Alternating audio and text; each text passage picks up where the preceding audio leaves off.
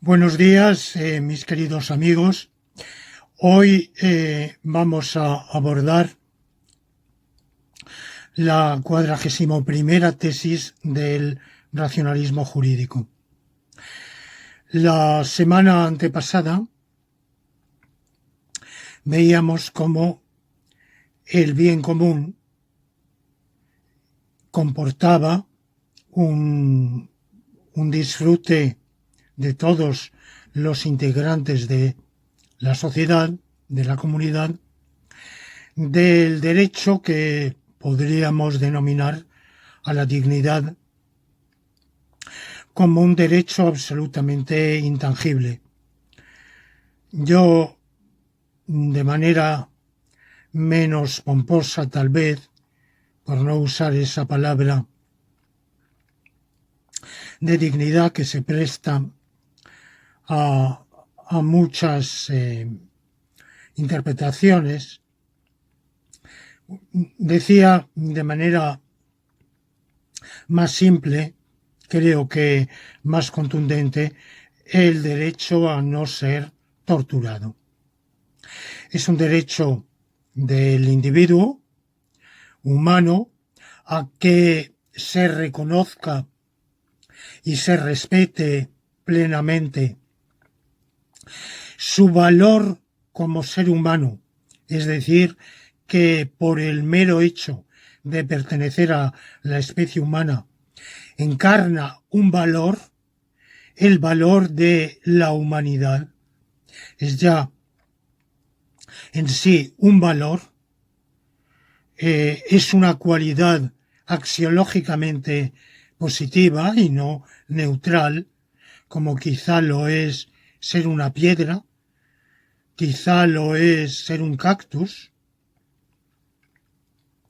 Entonces se puede discutir, quizá lo es ser un asteroide, ser un cometa,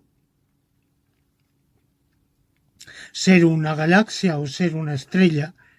Podemos discutir si esas cualidades están axiológicamente cargadas o son axiológicamente neutras. No lo sé, no me importa, pero ser un ser humano, ser un hombre, en el sentido genéricamente neutral, sexualmente neutral, de ser miembro de la especie humana, esto es algo axiológicamente positivo, tanto por el valor que encarna para un planeta con seres humanos vale más que un planeta sin seres humanos, como sobre todo con relación a la propia especie. Evidentemente, para una especie de hormigas, pertenecer a esa misma especie de hormigas tiene un valor. Bueno, pues para el ser humano, la humanidad tiene un valor. Reconocer y respetar ese valor es un absoluto, impone un constreñimiento intangible, imponderable, que exige de manera absoluta ese respeto al individuo humano y por tanto estar exento de tortura. Eso era hace 2 semanas. Hace una semana estudiábamos el derecho a la libertad. Como no puede haber bien común si no se reconoce a los miembros que integran la sociedad un amplio margen de libertad individual. Y no precisábamos cuáles libertades en concreto, porque eso depende del entorno, del contexto, del grado de desarrollo de las fuerzas productivas, de la estructuración de la sociedad que es variable de unos estadios del desarrollo histórico-social a otros, pero lo que no cabe duda es que el ser humano no puede alcanzar un bien individual sin libertad.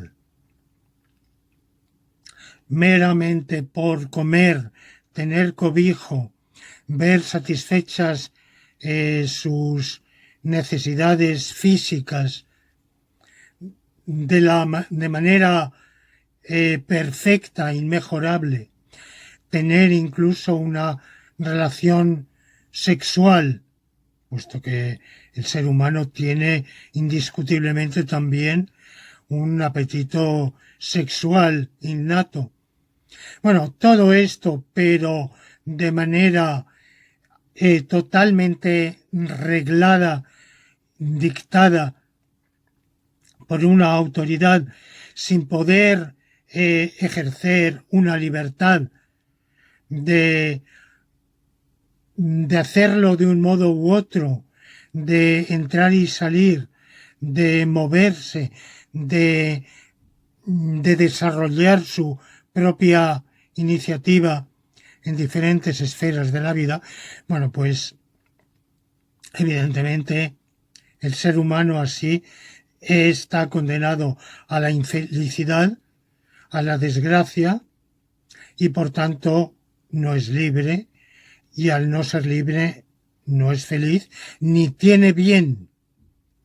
Y el bien común, evidentemente, no se realiza si no se va a mayor cantidad y calidad de vida colectiva, pero también individual. No hay mayor calidad de vida individual si no se disfruta de libertad. Esa libertad en general se traduce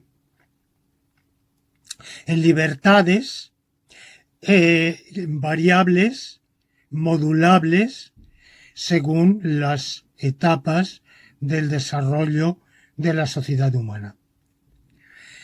Bueno, pues hoy pasamos a otro derecho, también exigido por el bien común, es el derecho a la igualdad.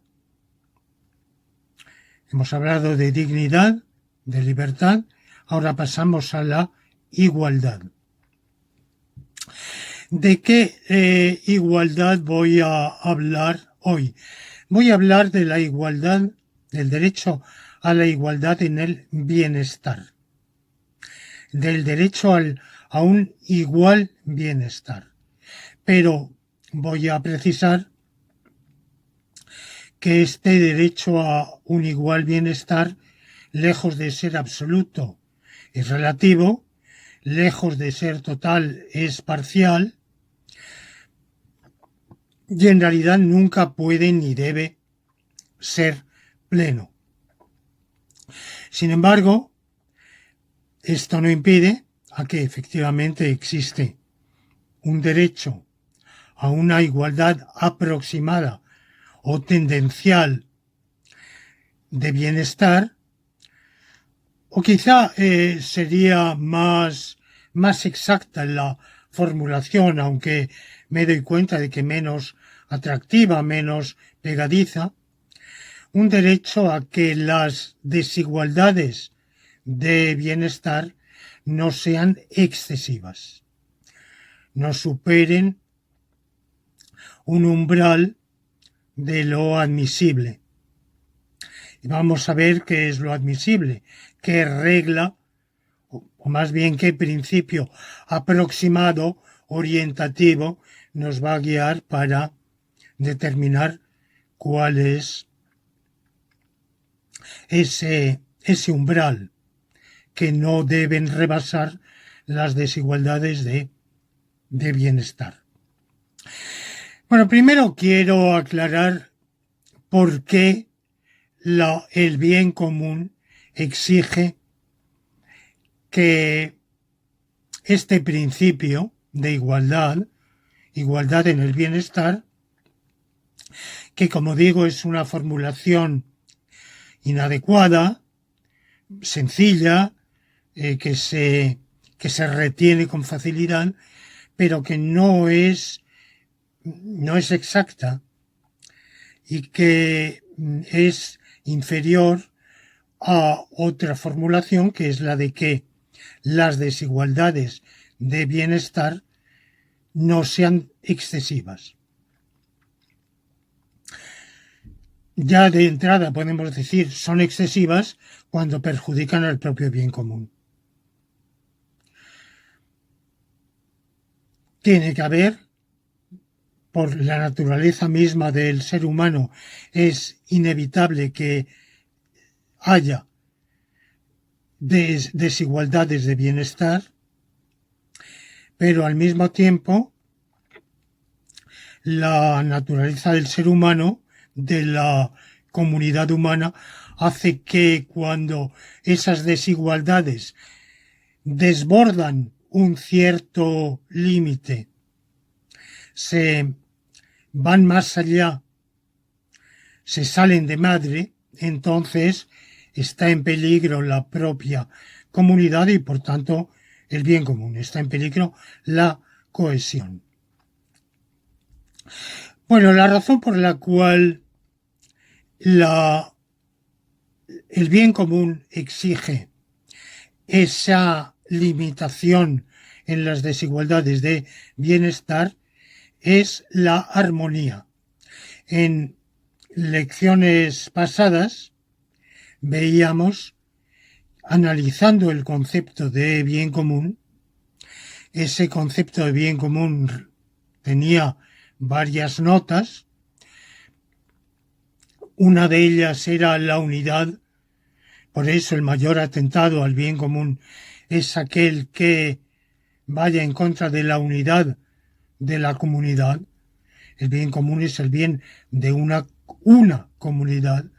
Y cuando todo lo que sea romper, quebrar, partir, astillar, fragmentar esa comunidad, es el mayor atentado que se puede realizar contra el bien común. Una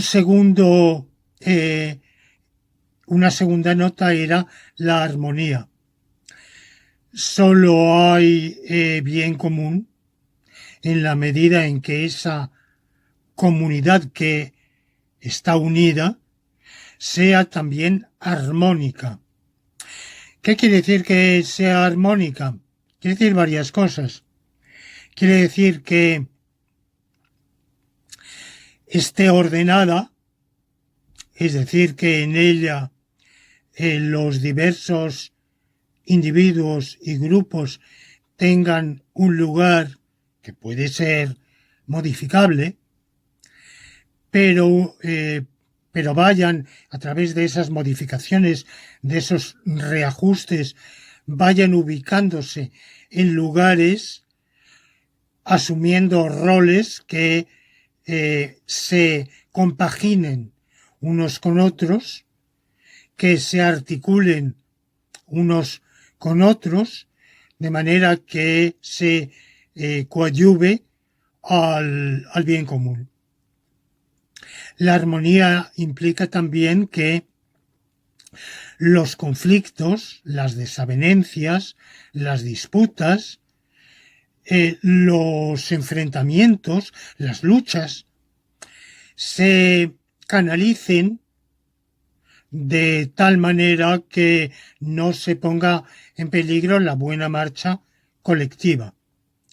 Esta podrá sufrir por ciertos conflictos una limitación parcial o una disminución momentánea, transitoria en algunos aspectos, pero esas disminuciones estén suficientemente limitadas, suficientemente contenidas para que en conjunto la prosperidad colectiva no se vea perjudicada ni su incremento ulterior se vea imposibilitado, impedido o gravemente obstaculizado. Bueno, pues esto es la armonía.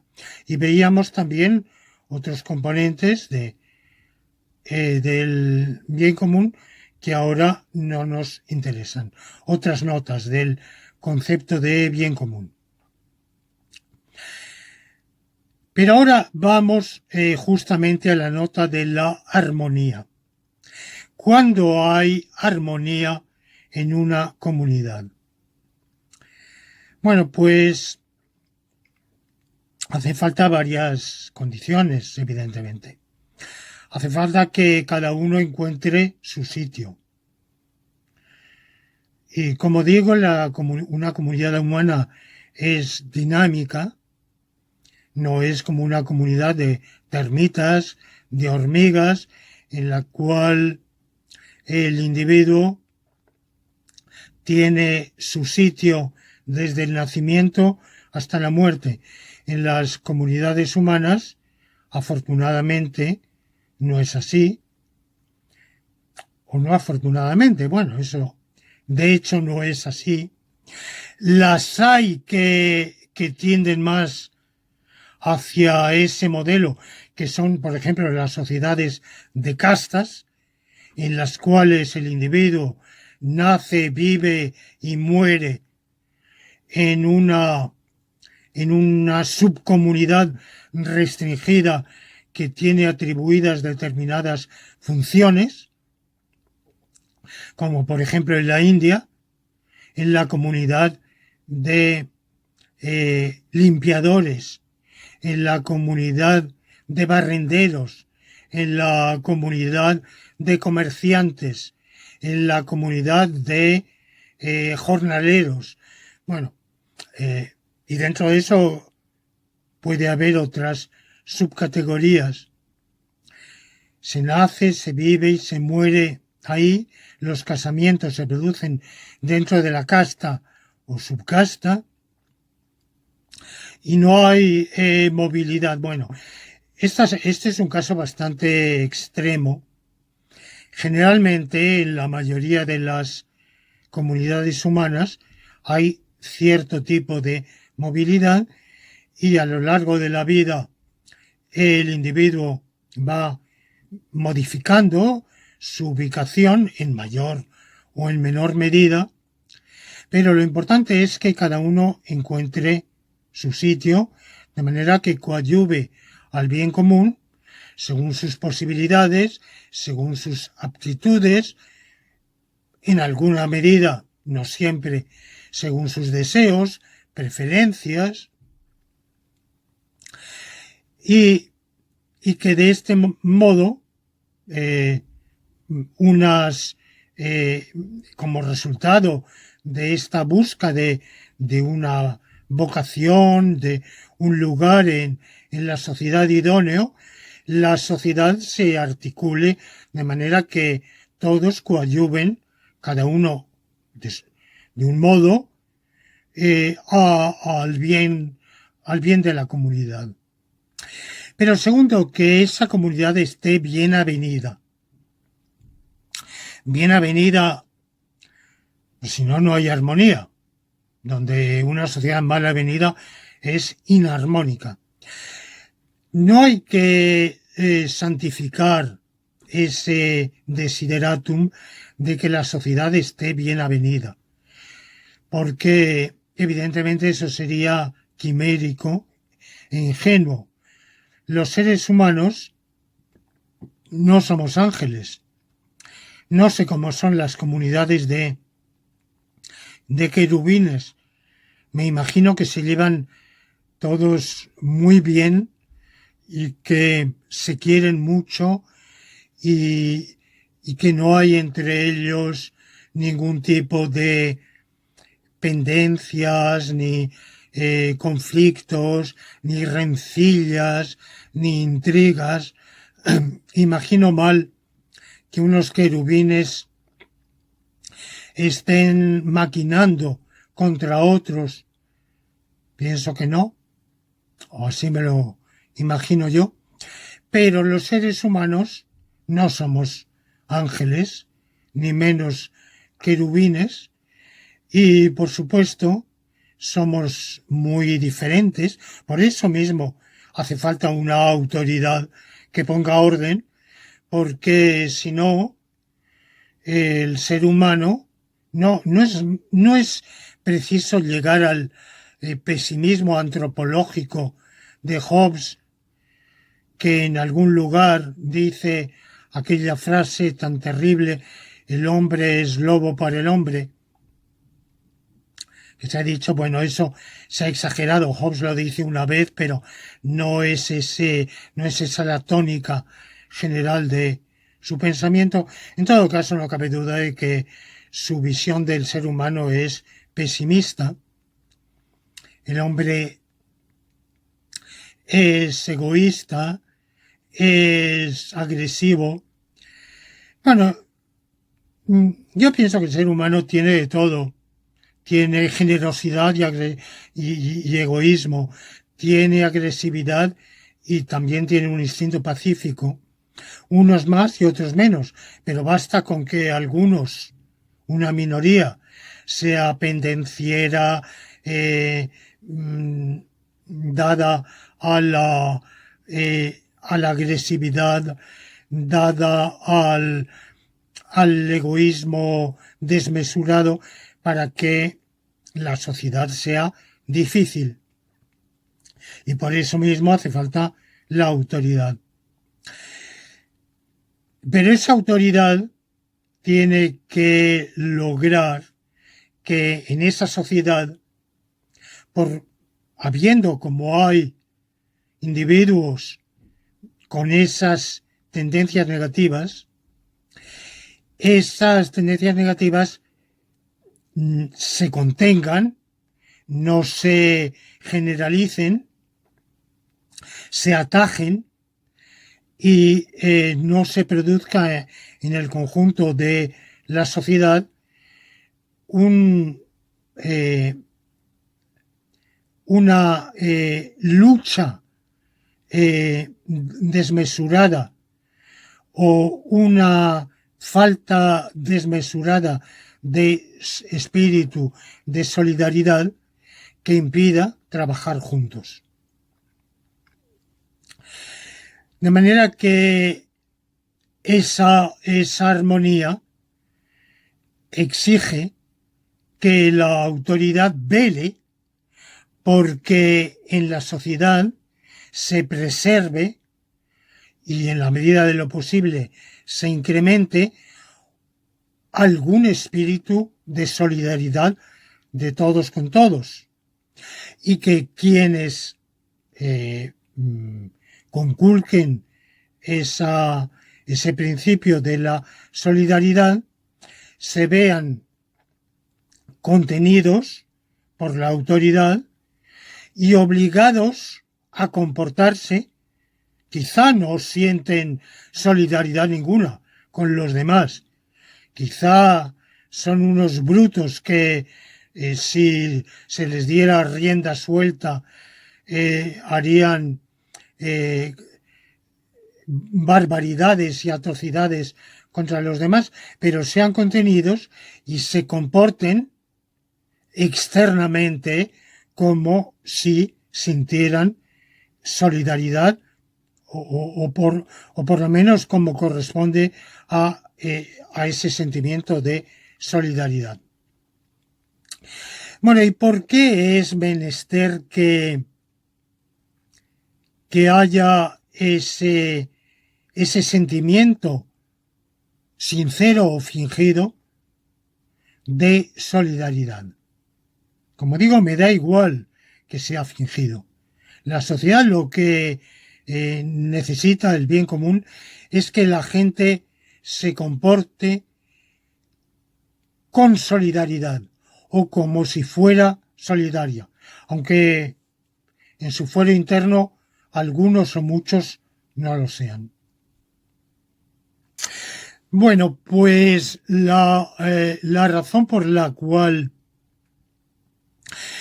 el comportarse con solidaridad o como corresponde a la solidaridad, al valor de la solidaridad, es necesario, es porque la comunidad es un equipo Y esto hace falta recalcarlo frente a la versión. Ya en lecciones anteriores he contrapuesto la, la filosofía jurídica que estoy defendiendo, que es un tipo de comunitarismo,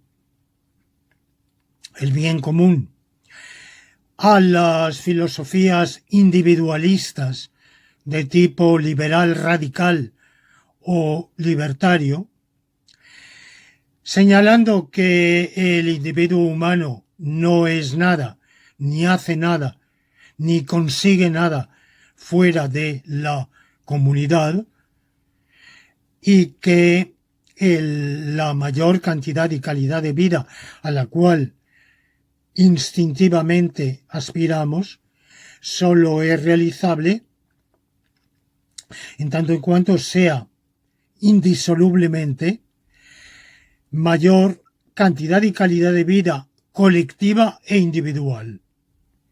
Dos caras de la misma moneda. Pero esto significa que logramos esa mayor cantidad y calidad de vida individual y colectiva actuando como un equipo. La comunidad es un todo, es una multitud de individuos que conviven en un territorio formando una unidad política con una autoridad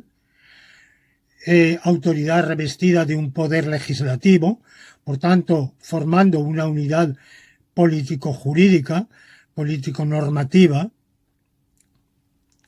y esa comunidad actúa colectivamente para unos fines. Esto es lo que ignoran todas las filosofías individualistas, tanto las más extremas de tipo libertario como las más atenuadas de tipo liberal radical, como Rawls, Habermas y demás autores que no llegan al individualismo tan extremo del anarquismo o del libertarianismo, pero que no dejan de ser individualistas. Estas filosofías individualistas entienden, no les gusta hablar de comunidad, evidentemente, pero entienden que la sociedad es una esfera pública, un espacio público.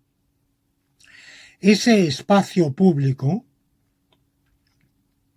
es un espacio, la palabra espacio evidentemente es una metáfora, pero nos vale, es un terreno, un campo, donde hay una autoridad que va a establecer unas reglas.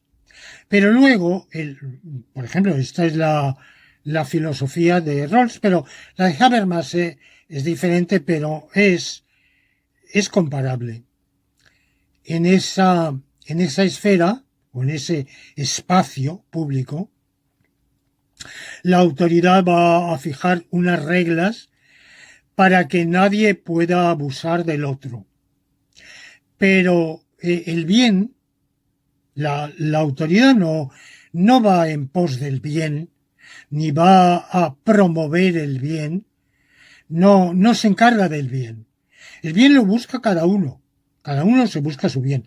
Puede buscarlo individualmente o pueden juntarse varios para voluntariamente formar una asociación y buscar el bien. Pero esa es una iniciativa privada. La sociedad es forzosamente una sociedad de iniciativa privada. El bien es cuestión de criterio y de finalidad privados, y la autoridad meramente va a establecer unas reglas para que en la busca privada de la prosperidad, del bien, cada uno tendrá la idea que tenga del bien, pero se respete a los demás, no se abuse a los demás, de los demás, se respete la libertad de los demás y, bueno, pues en ese juego, en ese libre juego del mercado, se guarden unas reglas cuyo resultado indirecto sea, por ejemplo, en Rawls, ese principio de diferencia.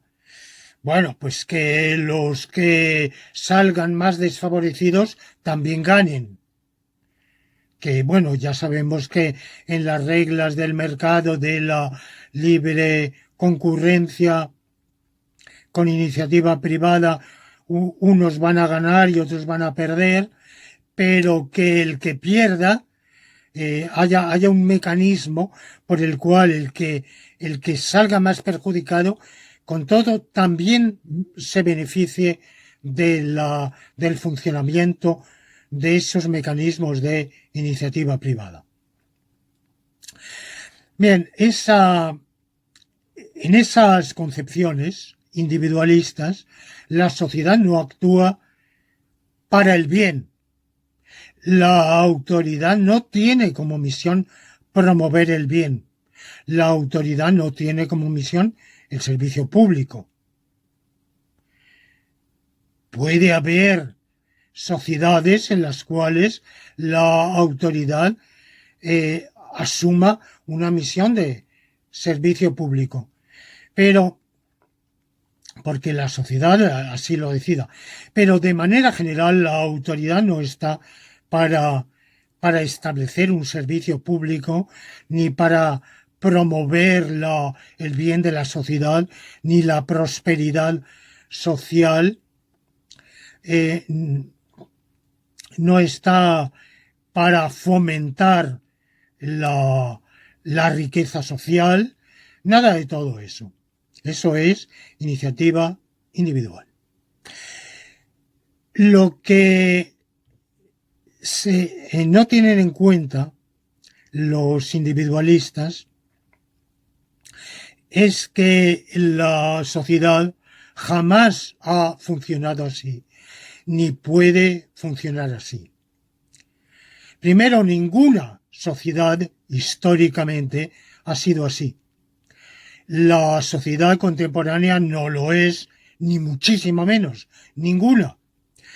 Y la tendencia, además, social es a que no lo sea. Y que la labor, el cometido de que incumbe a la autoridad de coordinar, promover, impulsar y organizar la creación de riqueza, la mayor prosperidad, el mayor bienestar social. La exigencia social es que eso vaya a más y no a menos, a pesar de los altos y bajos de las diferentes ideologías sociales en el último siglo, en los últimos 100 años. Pero empecemos por esa noción de un espacio. Los individualistas dicen, bueno, la sociedad es como un espacio, una esfera pública, en la cual meramente se establecen unas reglas. Digamos que es una plaza. La economía de mercado, a mí me gusta llamarla también economía de plaza. Ir al mercado, se decía antes, ir a la plaza. Bueno, pues en la plaza llegan los mercaderes y pone cada uno su puesto y tiene que haber unas reglas. Por ejemplo, el que primero llega escoge sitio, es una regla, Otra regla es que cada uno, y el que llega demasiado tarde no tiene sitio. Bueno, otra regla es que cada uno tiene su puesto asignado y esa asignación se ha establecido con algún criterio.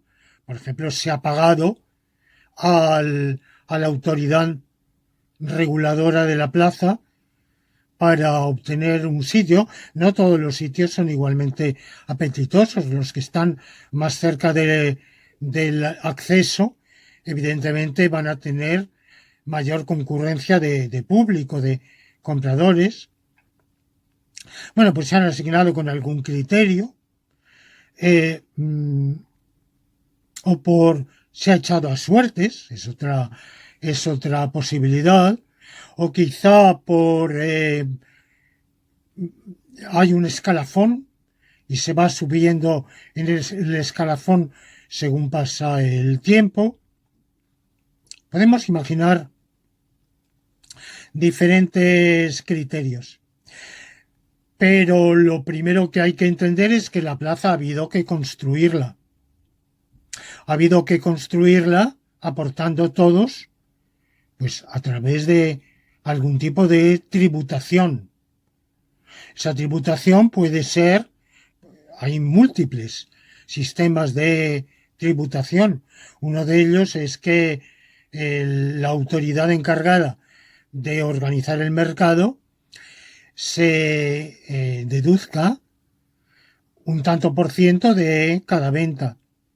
Otro modo es que de entrada haga pagar a cada mercader un tanto por ciento, una cantidad fija o una cantidad variable según el puesto que vaya a ocupar, y con eso se construye la plaza.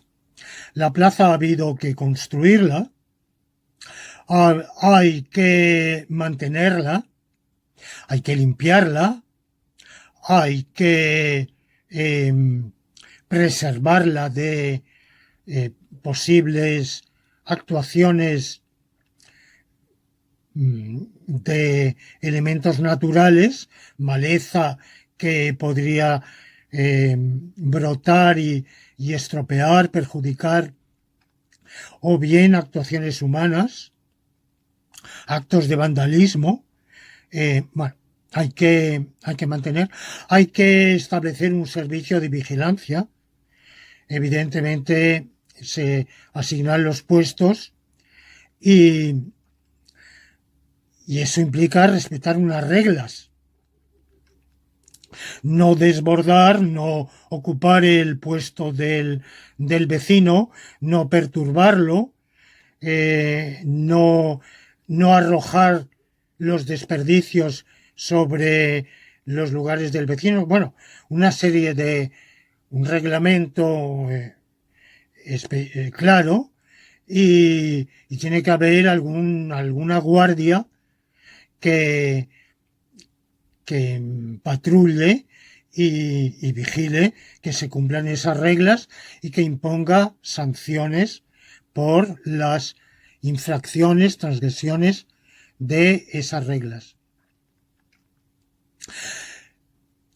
Quiere decirse que la apariencia que teníamos inicialmente es que la labor en el mercado es de pura iniciativa individual, pero vamos viendo que en realidad es una empresa colectiva en la cual ciertamente se ha concedido a los vendedores y a los compradores un margen de iniciativa privada para llegar con su mercancía, ofrecerla, venderla, y al comprador para llegar con su capacho o su carrito de la compra o el medio que tenga para recoger la mercancía, con su medio de pago y para escoger el puesto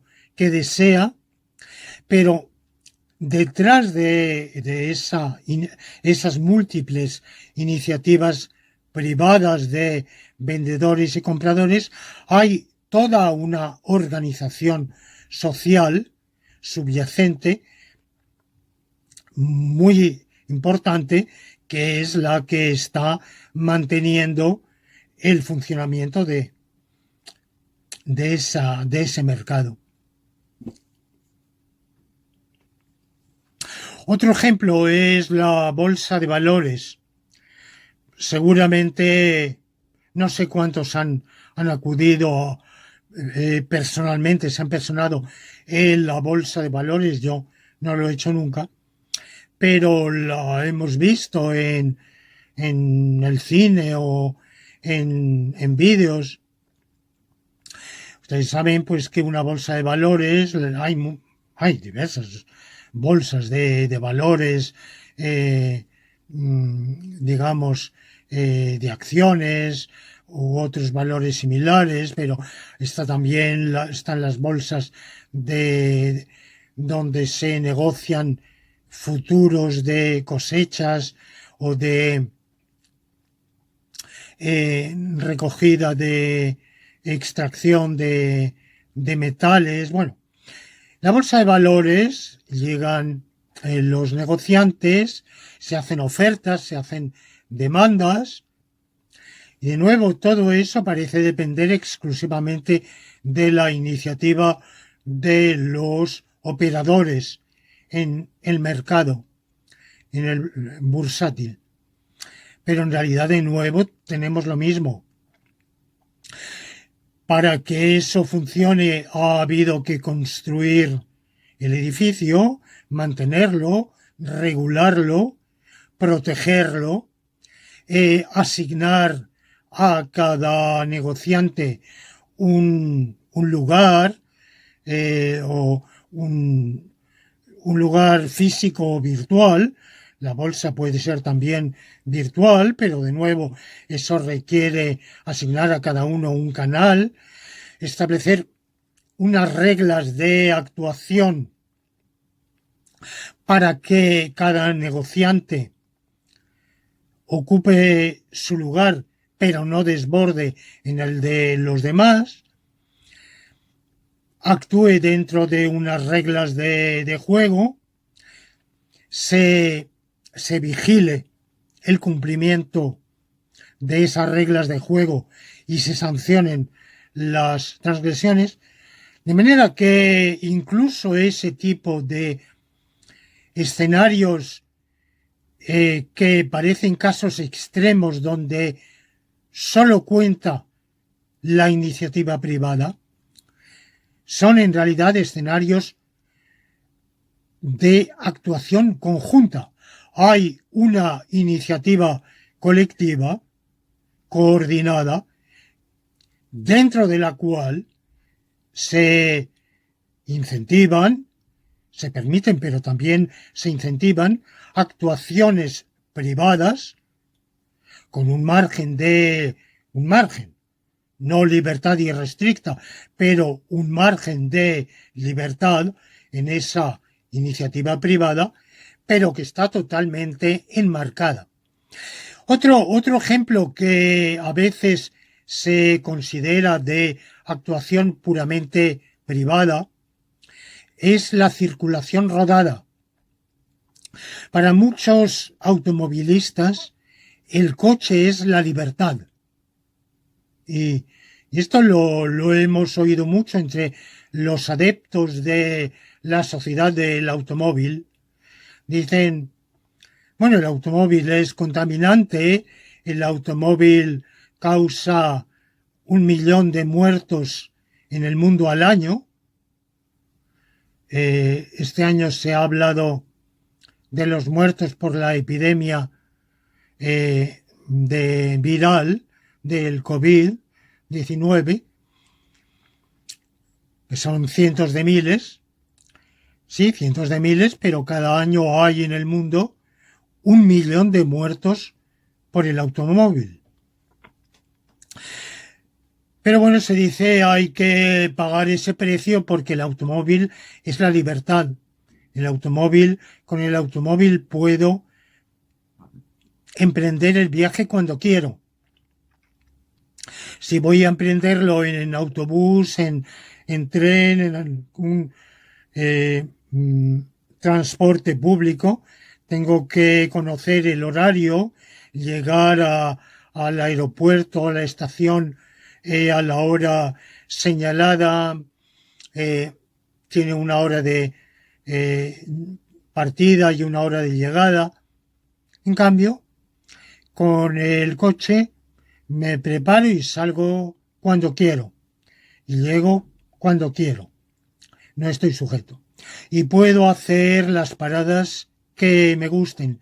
Y puedo desviarme y ver lugares, pueblos, aldeas, rincones campestres que no vería en el transporte público. De manera que hay, para muchos, el coche es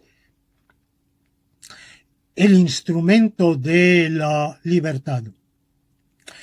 No cabe duda de que todo ese alegato a favor del coche no es puramente inventado. Eso no es una mera fábula. Hay que ver, como siempre, el coste y el beneficio para el automovilista y para la sociedad.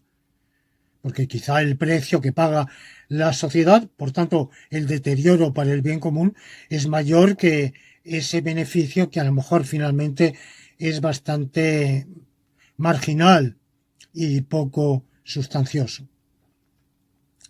Pero, sea así o no, lo que ahora deseo señalar es que esa libertad es muchísimo más aparente que real.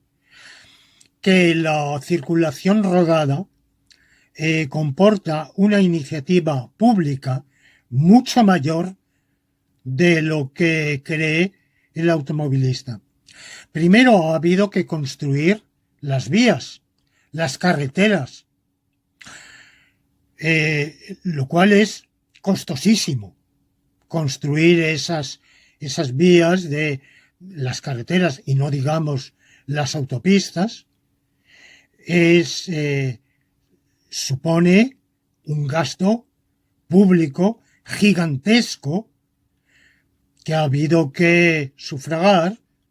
Muchas veces los automovilistas dicen que ellos, por los diferentes tributos a los cuales está sometida la compra, posesión y utilización del vehículo, contribuyen más de lo que se benefician por la construcción y mantenimiento de las vías de comunicación, de las carreteras. Bueno, esa contabilidad la juzgo muy problemática y muy discutible porque habría que saber exactamente qué se está computando. Para construir las carreteras ha habido que expropiar terrenos de una serie de individuos. La construcción de las carreteras comporta unas externalidades muy considerables, un daño medioambiental y daño a terceros. El pastor que tiene su rebaño a un lado de la autopista ya no puede pasar al otro lado con sus ovejas porque está cortado. Eso comporta también un daño económico. Bueno, hay montones de gastos que afronta la sociedad. No solo lo que se gasta en pagar el justiprecio por los terrenos en los cuales se construye la autopista, comprar los materiales, hacer construir, horadar los túneles que habrá por los obstáculos montañosos que habrá eh, por los que habrá de pasar la autopista, etcétera. Luego hay que mantenerla de nuevo frente a la naturaleza, frente a acciones humanas hechas por negligencia o incluso por mala fe, actos de gamberrismo, hay que vigilar esos caminos. Luego hay que establecer unas reglas de circulación muy estrictas. Hay que vigilar el cumplimiento de esa circulación. Para eso están los radares, los puntos de vigilancia, las patrullas. Hay que sancionar las infracciones de tal manera que se cumpla los desvíos oportunos, los límites máximos y mínimos de velocidad, la distancia preceptiva entre vehículos. El vehículo además tiene, para poder circular, que ajustarse a una serie de preceptos que también implican vigilancia. Bueno, eso quiere decir que la circulación rodada es una empresa colectiva, mucho más colectiva de lo que se suele creer.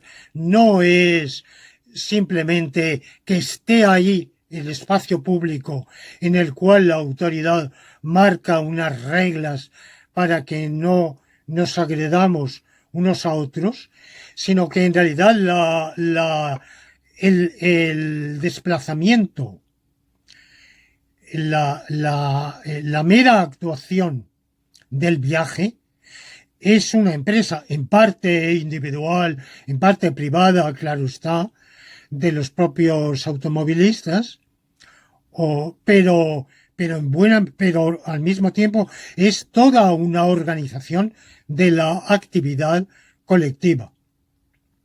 Y lo mismo se aplica a otros vehículos, por ejemplo, la bicicleta. El ciclista también tiene que adentrarse en la carretera siguiendo unas reglas. Su bicicleta también tiene que cumplir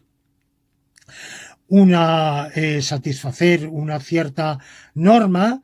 También está sujeto al cumplimiento de una regulación. Evidentemente el daño que el ciclista puede causar es muy pequeño.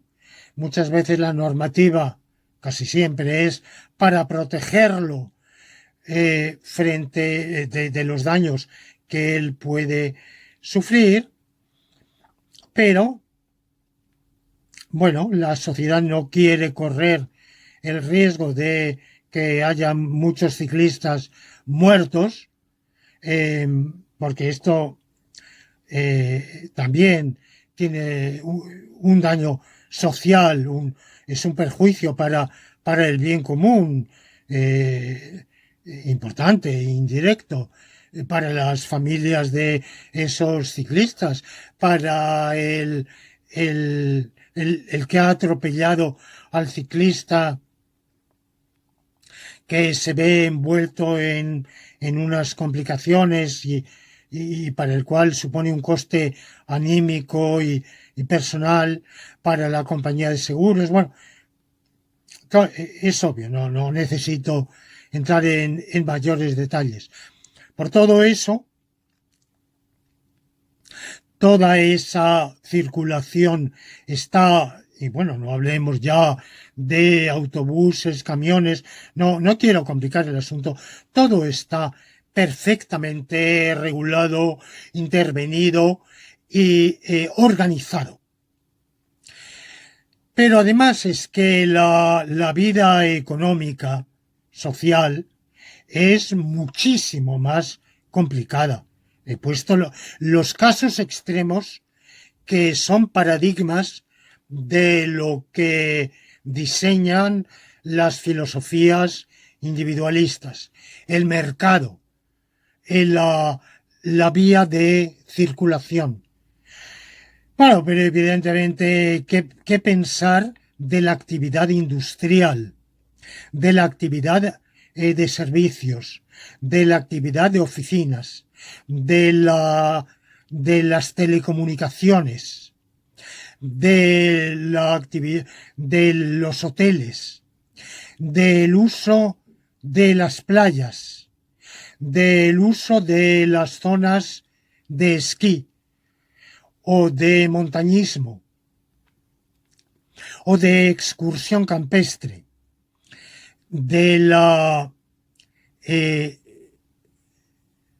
del esparcimiento, del espectáculo, del circo, del cine, del teatro, de la del el salón de baile, de la discoteca. En todo esto habrá sociedades de mayor iniciativa privada y otras de mayor iniciativa pública, pero en todas ellas, todo ese conjunto de actividades es posible únicamente, primero porque hay, para empezar, unos terrenos que son de titularidad pública.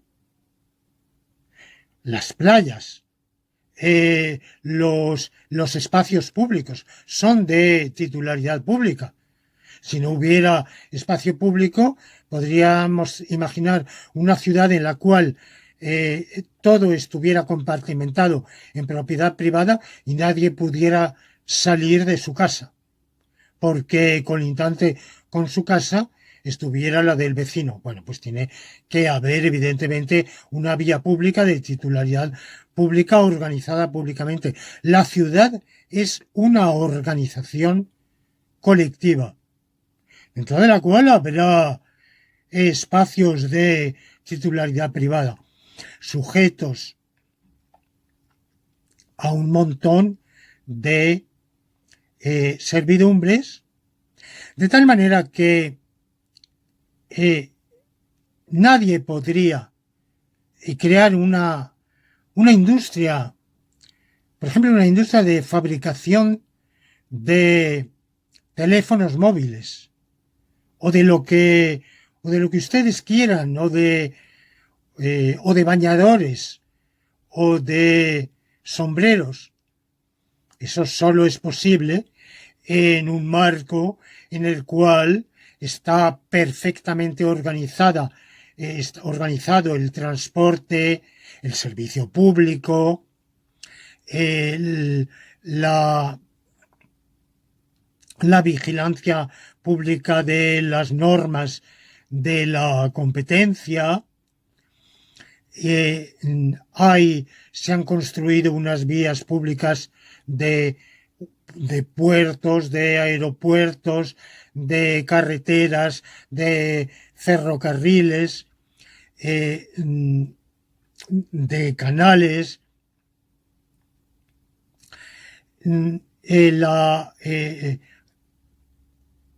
Hay al mismo tiempo una serie de servicios públicos, por ejemplo, dentro de la ciudad, gracias a los cuales pueden acudir los trabajadores a la propia factoría donde se van a producir.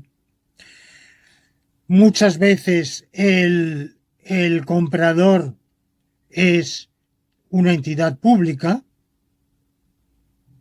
porque hablando de comunicaciones, de telecomunicaciones, bueno, pues hay un espacio público de telecomunicaciones que luego se adscribe o se adjudica a operadores privados en virtud de unos criterios y de unos pagos, pero el primer consumidor de telecomunicaciones es evidentemente el sector público.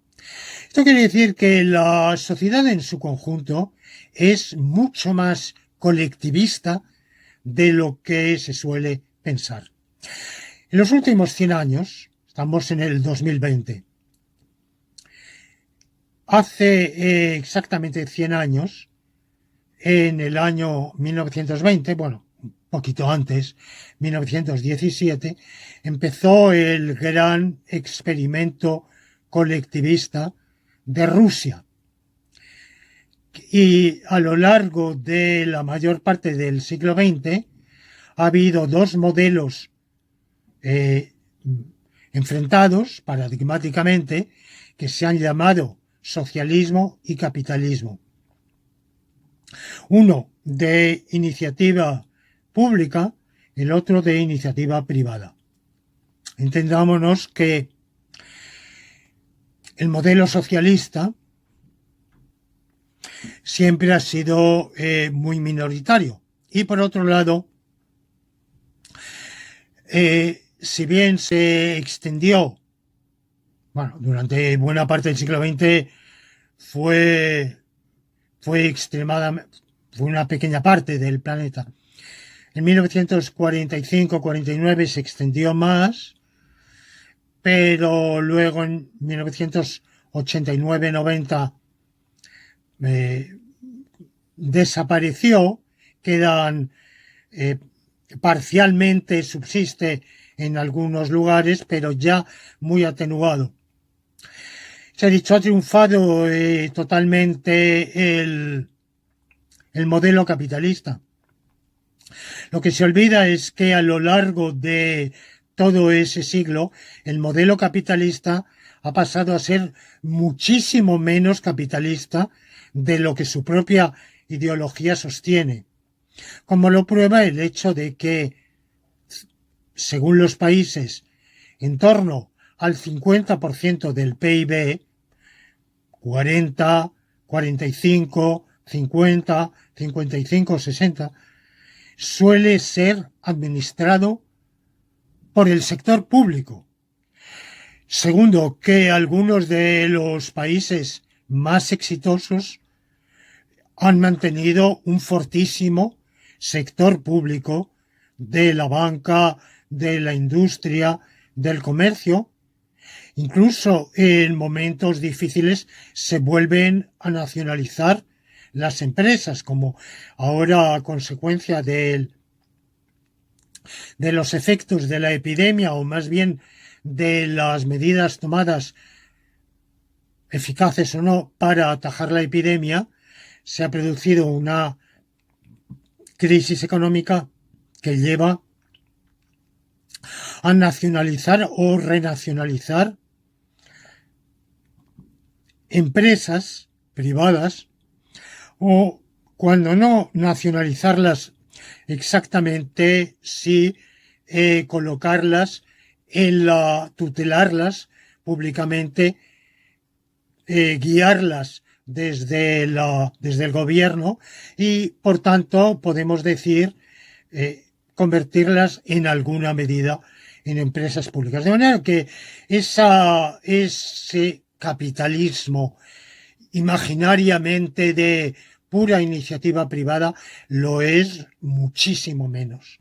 En realidad, lo que se gasta en el tendido eléctrico, la sociedad, la colectividad, en el tendido eléctrico, en las comunicaciones, en organizar las telecomunicaciones, en organizar ese mismo espacio, en mantenerlo, en acondicionarlo, en regularlo, es tantísimo que la iniciativa privada tiene un campo mucho menor. Pero por otro lado, como digo, está el otro modelo que hemos dado por desahuciado por los acontecimientos políticos, pero en la historia humana esos desahucios sabemos que muchas veces son provisionales. En realidad, yo no puedo hacer profecía ninguna sobre el futuro, pero desde luego sé que en la historia ha habido experimentos que se han intentado, han fracasado, se ha dicho, bueno, eso ha fracasado para siempre, y luego se ha visto que no, por supuesto. Podríamos dar un montón de ejemplos. Cuando los franceses, por ejemplo, hacen su revolución en 1789, suprimen la monarquía, establecen la república, eso dura unos años, luego viene Napoleón, restaura la monarquía, en toda Europa salvo Suiza, bueno, se establece la monarquía y se puede decir, bueno, pues se ha visto que la República fracasó. Bueno, hoy vemos lo inverso. O sea que el decir que un modelo ha fracasado porque, bueno, eh, eh, ese, ese experimento ha pasado y hoy se sigue otra pauta, no nos dice nada de lo que va a suceder dentro de 10, 15, 20, 50 o 100 años. No lo sabemos. Pero es igual lo que quiero decir es que la, la labor de busca del bien, del bienestar, de la prosperidad, tiene un componente colectivo importantísimo, decisivo, preponderante en todos los países. Siempre existió, en todas las sociedades humanas existió. Existieron obras hidráulicas, existieron vías de canalización, existieron vías de comunicación. Todo eso ha existido siempre. En la antigüedad romana había servicio público, incluso que desconocido hoy, la nona en Roma, servicio de distribución alimenticia a los pobres para, digamos, completar una ración alimenticia que la pura economía de iniciativa privada no era capaz y el Estado necesitaba que la población estuviera alimentada. De manera que siempre ha habido un componente público mayor de lo que creemos. Como la colectividad lleva a cabo, por consiguiente, una labor colectiva, es asimilable o comparable a un equipo. Y yo lo comparo a un equipo deportivo, concretamente un equipo ciclista. Digo ciclista quizá porque es el único deporte al cual durante unos años fui aficionado y lo conozco un poco más.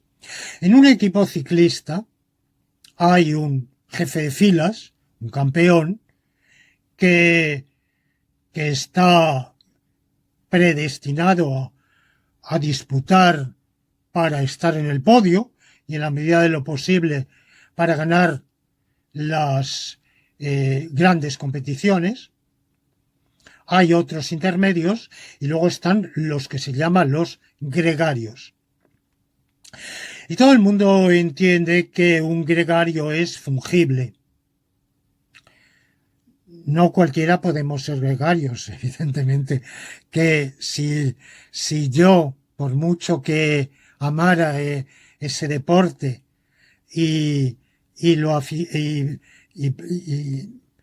digamos fuera en bicicleta en mis ratos libres con pasión, con asiduidad, evidentemente jamás por falta de aptitudes, de entrenamiento, pero sobre todo de aptitudes, jamás hubiera podido yo ser un gregario ni del equipo más modesto.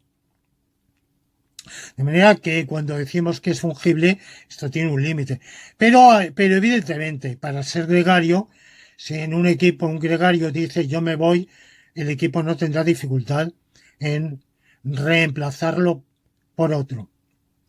Para ser un jefe de filas que dispute la vuelta ciclista a Francia, el Tour, bueno, poquitos hay, ¿verdad? Y por eso se paga mucho. Y ese jefe de filas gana muchísimo más que el gregario. Pero, ¿qué pasa cuando esa diferencia es tan grande,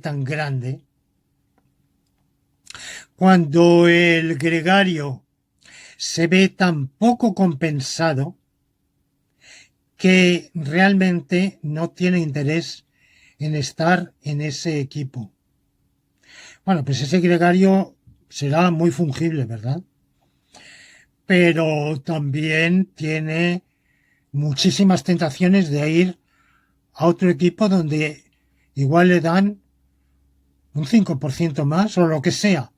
O sencillamente porque se siente ninguneado, un poco menospreciado, no considerado. A veces es cuestión incluso no ya económica, sino de trato, de consideración humana. Bueno, pues se va a otro equipo. De manera que la fungibilidad también es relativa. Y sobre todo, más allá de la cuestión de fungibilidad, el equipo tiene que estar bien avenido. Los gregarios tienen que apreciar a su jefe de filas. Y el jefe de filas tiene que ser solidario de los gregarios. Lo cual quiere decir que más allá de un punto excesivo de distancia remunerativa, de ganancia entre el jefe de filas y los demás miembros del equipo, digo el jefe de filas, pero puede haber varios, porque puede haber el número uno, el gallo, pero puede haber número dos, número tres, que aspiran no a ganar el Tour, pero sí a ser el ganador de las escaladas, o el ganador de las etapas contrarreloj, o el número uno entre los debutantes. Bueno, hay diferentes niveles, ¿verdad? Pero tiene que haber alguna solidaridad que aglutine a todos ellos. Luego yo digo que en la sociedad tiene que haber algún grado de igualdad de bienestar. Y si no, la sociedad entra en desarmonía. Y voy a concluir distinguiendo esta igualdad relativa de bienestar o esta no desigualdad excesiva.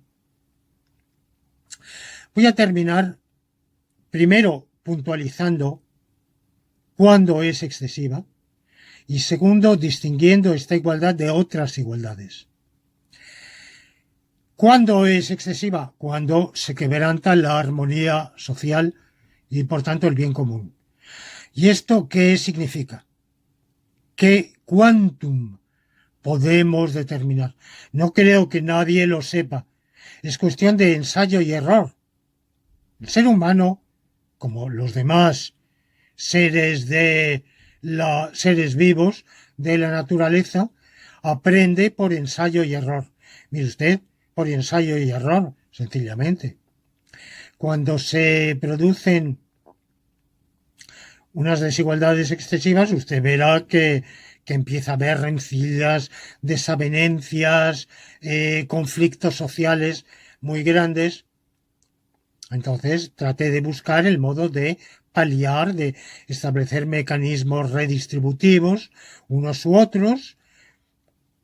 A mí, como filósofo del derecho, no me incumbe determinar cuáles, pero busque algunos. De manera que la pauta es esa. Por ensayo y error, vea usted cuál es lo más idóneo para la armonía y el bien común. Por otro lado, no se pase por el lado del igualitarismo, porque si iguala demasiado, puede desincentivar el esfuerzo para que algunos se logren metas, realizaciones, proezas en la ciencia, en la tecnología, en la iniciativa, en la innovación, en el atreverse a dar orientaciones y correr ciertos riesgos. Todo eso tiene que estar debidamente retribuido, tiene que haber una emulación económica sin la cual la sociedad tampoco puede obtener su bien colectivo. Y por ensayo y error vaya buscando el modo de conseguirlo. Ahora, ¿en qué se distingue esta igualdad relativa de bienestar, o mejor dicho, no excesiva desigualdad de bienestar, de otras igualdades? Primero se habla de igualdad de derechos. Los hombres nacen iguales en derechos. Bueno, esto no es verdad. Los hombres, los seres humanos no nacen iguales con derechos. El que nace en una familia rica tiene derecho a ser educado y criado en esa familia rica, a vivir amparado por esa familia, disfrutar de los estímulos de esa familia, ser llevado por esa familia a las instituciones escolares de máxima calidad, y el que nace en una familia pobre, si vive en un estado social de bienestar, podrá disfrutar de beneficios sociales, de subsidios públicos para su crianza, de una escuela pública de mayor o menor calidad, pero desde luego no comparable con lo otro, de ninguna manera. El que nace en una familia rica, en países donde existe un derecho de familia como en España, con la herencia legítima, tiene derecho de herencia, de heredar, cuando se dé un supuesto de deceso de sus padres. Lo que el que nace en una familia pobre no tiene ese derecho a heredar, de manera que no es verdad, no nacemos iguales en derechos. El que nace en Suiza, hijo de padres suizos, tiene derecho a la nacionalidad suiza.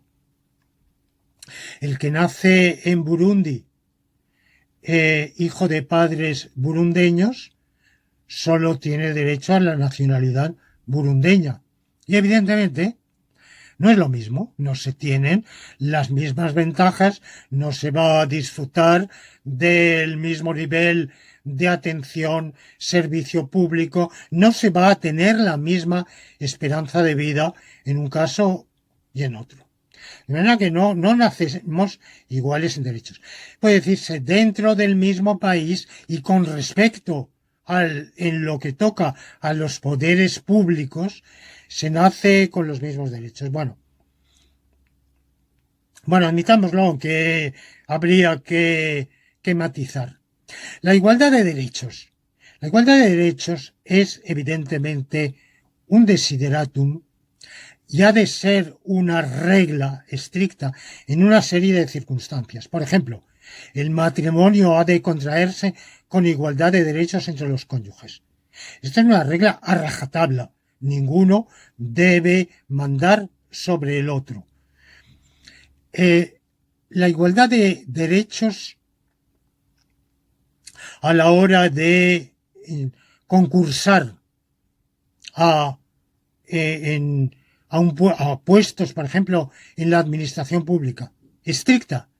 Todos los candidatos que reúnan los requisitos legalmente establecidos tienen que acudir en igualdad de derechos.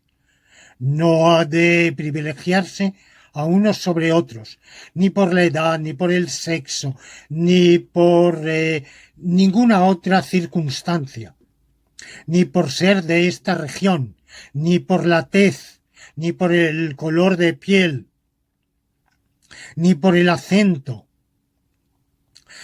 Bien, hay una serie de circunstancias en las cuales la igualdad de derechos ha de ser una norma estricta, una regla a rajatabla.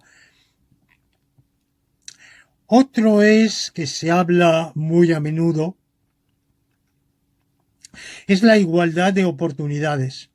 Pero este concepto es más escurridizo, porque dos candidatos pueden presentarse a una misma plaza de catedrático de patología de la Universidad de Valladolid, en igualdad de derechos, pero con las oportunidades reales son diferentes. Digamos que se les concede la misma oportunidad en lo que toca a los examinadores, pero evidentemente no tiene las mismas oportunidades de ganar el que tiene años de experiencia, ha acumulado un montón de publicaciones de la máxima calidad, tiene un conocimiento extraordinario y además un dominio que le permite una capacidad expositiva, una brillantez en su lección magistral, frente a contrincantes que cumplen los requisitos, que están en condiciones decentes, estarían en condiciones de desempeñar su labor docente e investigativa de manera correcta, pero que palidecen en comparación con el primero. Bueno, pues las oportunidades de verdad, no oportunidades nominales, sino oportunidades reales, no son iguales. De manera que este concepto de igualdad de oportunidades, yo no niego que es un concepto útil y que merece ser retenido, pero yo lo relativizo bastante y por eso antepongo el ideal de una igualdad relativa de bienestar. Y hay una última, mejor dicho, hay dos últimas igualdades que voy a mencionar. Y lo que se llama a menudo igualdad de resultados. ¿Pero qué quiere decir igualdad de resultados? Igualdad de resultados, ¿qué quiere decir? Que todos los candidatos obtengan la plaza de catedrático de patología de la Universidad de Valladolid. Solo hay una plaza, mire usted. No todos la puedan obtener. Cuando se habla de igualdad de resultados, no se piensa en individuos, sino que se piensa en grupos de población. Y hoy, sobre todo, en España por lo menos, pero vamos, yo creo que en todo el mundo, los grupos pertinentes de población son los sexos. Sexo masculino, sexo femenino. Hombres, mujeres. Y al hablar de igualdad de resultados, se piensa que lo que hay que conseguir es que haya tantos hombres como mujeres. Pero tantos hombres como mujeres, tantos de sexo M como de sexo F, ¿en qué? Por ejemplo, de nuevo, vuelvo a la plaza de patología de la Universidad de Valladolid. Hay una plaza, no puede haber tantos M como F. Habrá un M y 0F o un F y 0M. Bueno, pero se puede decir, no, pero no es eso, no es en esa plaza. Es en el conjunto del cuerpo de catedráticos de patología. Que haya tanto en España, por ejemplo, o en la región de Castilla-León, como se llama, tantos catedráticos de patología varones como féminas. Bueno, pero es que la vida es muy difícil de esto. ¿Cómo conseguir eso? Eso solo se puede conseguir porque ¿cómo conseguir que haya 50%, 50% en un cuerpo que serán 2 o 3 o 4 o 5. Es muy difícil de conseguir, aunque sean 7. Es muy difícil porque los azares de la vida, las circunstancias, las contingencias, llevarán muy posiblemente a que haya más de un sexo que de otro. Aparte de que, por razones que yo no sé si son innatas o culturales, generalmente las preferencias no son las mismas. Por ejemplo, patología y todo lo que es medicina, biomedicina, es más solicitado por las féminas, de tal manera que habrá mayores probabilidades de una catedrática mujer de patología. ¿Se va a reservar una cuota masculina para evitar esa igualdad de resultados? Y en cambio en matemáticas se va a reservar una cuota femenina. Bueno, yo pienso que esto es bastante... Se puede decir, bueno, vamos a ampliar. Vamos a decir, no en Castilla, sino en España. No patología, sino catedrático en general, o catedrático de ciencias, catedrático de letras, que haya lógica matemática, tantos catedráticos varones como mujeres. Bueno, yo pienso que ese tipo de lo que se llama igualdad de resultado, eso solo se puede obtener negando la igualdad de derechos. Solo se puede obtener por un procedimiento de cuota. O similar, por ejemplo, dando puntos por pertenecer a un sexo o quitando puntos por pertenecer a otro sexo, que es igual. Con ese tipo de políticas, lejos de conseguirse mayor armonía, lo que se consigue es mayor desarmonía social, porque evidentemente aquel que se vea perjudicado en sus expectativas solo por pertenecer a un sexo en virtud de esa política llamada de igualdad, evidentemente estará tremendamente descontento, y en vez de que así se consiga mayor consenso social, se conseguirá la discordia, la desavenencia, el resentimiento, pero además un resentimiento motivado y justificado. De manera que esa igualdad de resultados no tiene nada que ver, porque como digo, se refiere a grupos sociales. He hablado de los sexos, podría ser cualquier otro. Podría ser, por ejemplo, entre meridionales y septentrionales. Por ejemplo, en España, si trazamos una línea geográfica que divida el norte y el sur en mitades de extensión o de población equivalentes, el norte está más desarrollado económicamente, hay más bienestar, las principales universidades están en el norte. Bueno, pues podríamos reservar una cuota a los meridionales para que haya tantos meridionales como septentrionales en el cuerpo de catedráticos de universidad, en los cuerpos superiores de la Administración del Estado, en el Consejo de Ministros. Bueno, pues evidentemente ese tipo de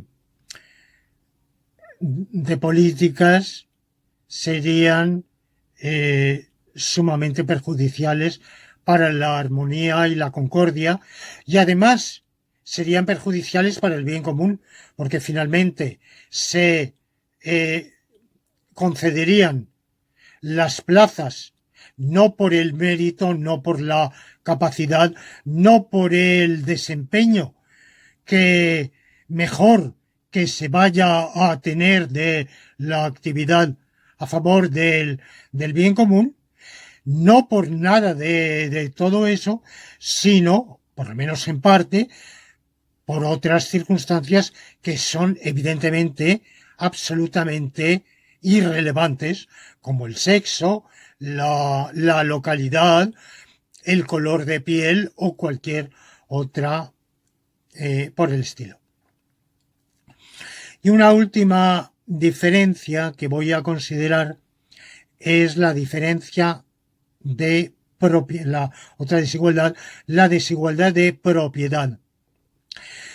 Vamos a ver, ustedes han oído hablar del índice Gini, que demuestra, que muestra, es un índice, como todo índice vale lo que vale y tiene una capacidad limitada, pero el índice Gini compara, es por una ecuación matemática muy complicada, es un modo de expresar de manera matemáticamente exacta la llamada curva de Lorentz. En la curva de Lorentz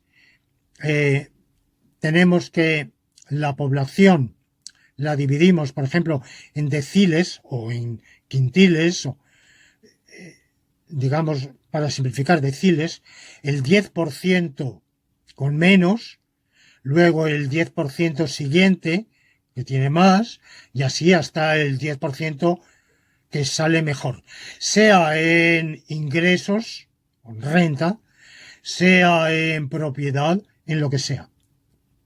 Entonces, la curva de Lorentz es una recta cuando el 10% inferior tiene el 10% de la riqueza. El 10% siguiente también otro 10% y así. Todos tienen lo mismo. Por tanto, digamos que nadie tiene más que nada. Cuando hay desviaciones, la curva pasa a tener una curvatura, tanto mayor será la curvatura cuanto mayor desigualdad hay. Bueno, luego, evidentemente, esta curva puede no ser un arco de círculo, puede conocer chepas, desviaciones, modificaciones, bueno, eso es muy diferente. Ya hay varios índices Gini. Para mí, el más interesante, el más relevante, es el de propiedad. Hay, por ejemplo, un índice Gini de igualdad de oportunidades. Me he referido, pero ya he dicho que ese concepto de igualdad de oportunidades, que yo no niego que es interesante y que los decisores públicos deben tomar en consideración, pero es muy problemático y muy escurridizo y hay que estudiarlo con mucho cuidado para evitar un uso erróneo. La igualdad de propiedades, o desigualdad, mejor dicho. Bueno, pues yo pienso que esto es más pertinente, porque, mire usted, puede haber una desigualdad muy grande de ingresos, pero si usted no tiene nada, no tiene ninguna propiedad, aunque sus ingresos sean muy altos, si le pasa algo, si pierde su empleo, si quiebra su empresa, se ve sin nada. Mientras que si usted es riquísimo, pues a lo mejor incluso ya no necesita tener ingreso ninguno. Le basta ir vendiendo cachos o trozos de su propiedad para vivir como un marajá. De tal manera que la diferencia de la desigualdad de propiedad yo la considero más interesante. Y si tomamos el índice Gini de desigualdad de propiedad en el mundo, nos llevamos sorpresas. Y los países que se suelen considerar igualitarios no lo son. Y el país más igualitario del mundo es Birmania. Un país tan denostado, tan denigrado. Durante decenios hemos oído a todos los medios de comunicación tildar de dictadura horrible, malévola, al régimen existente, régimen militar existente en Birmania. Curiosamente, otros regímenes militares como el de Tailandia no se dice nada contra ellos, pero el de Birmania sí. Pienso yo que algo haría cuando toda esa prensa que no es precisamente amiga del bienestar de la humanidad tenía tanta inquina contra Birmania. Pero después del régimen militar ha llegado al poder Aung San Suu Kyi, a la cual se otorgó cuando estaba en la oposición el Premio Nobel de la Paz, pero cuando llega al gobierno, de nuevo, porque el problema de la minoría musulmana no lo ha tratado adecuadamente, y es posible, no lo niego, que Birmania es un país tremendamente difícil porque hay muchísimas minorías étnicas y lingüísticas está la minoría religiosa islámica y bueno, pues arbitrar las pretensiones de la mayoría y de las minorías, hay que hacerlo con tacto, hay que hacerlo, es muy difícil y quizá pese a su buena voluntad, la gobernante birmana no lo ha hecho bien.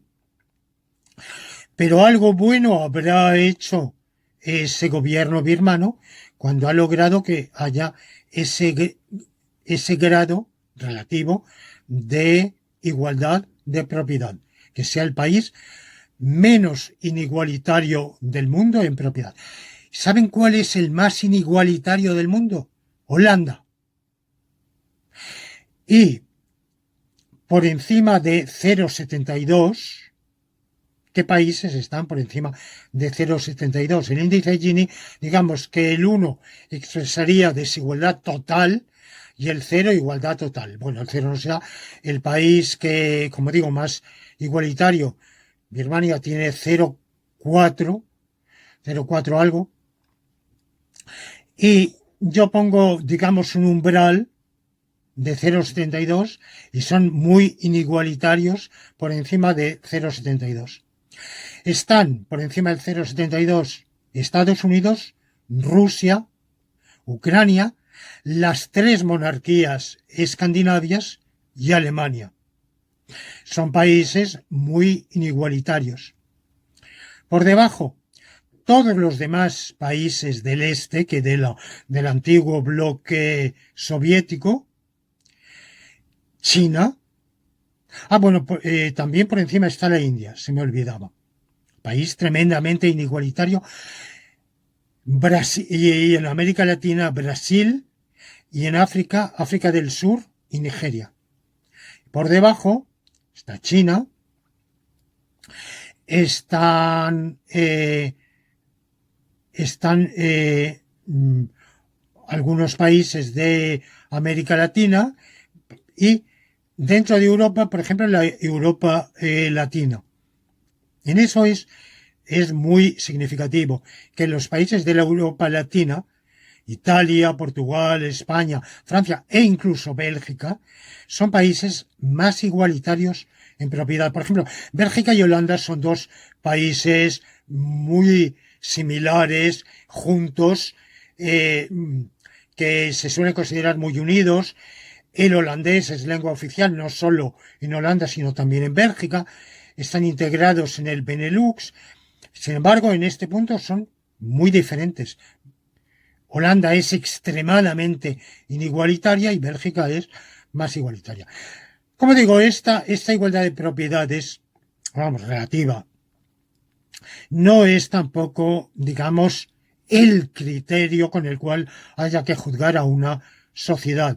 Se ha hablado de la igualdad de oportunidades y se ha dicho Italia y España, que son países más igualitarios en propiedad, pero son muy inigualitarios en igualdad de oportunidades. Es decir, que los jóvenes españoles e italianos tienen menos probabilidades de triunfar en la vida en virtud de su talento y de su esfuerzo, porque son economías muy estancadas, economías con escaso dinamismo, y las economías con mayor dinamismo, con mayor promoción social, con mayor desarrollo de los sectores industriales y tecnológicos, pues evidentemente ofrecen oportunidades, posibilidades de movilidad social ascendente a los jóvenes, y de tal modo que un joven y brillante ingeniero de telecomunicaciones español probablemente tiene muchas más probabilidades de triunfar en la vida si emigra a Estados Unidos, Gran Bretaña, Alemania u Holanda, que si se queda en España. En ese sentido, la sociedad española, pues bueno, habrás conseguido menor desigualdad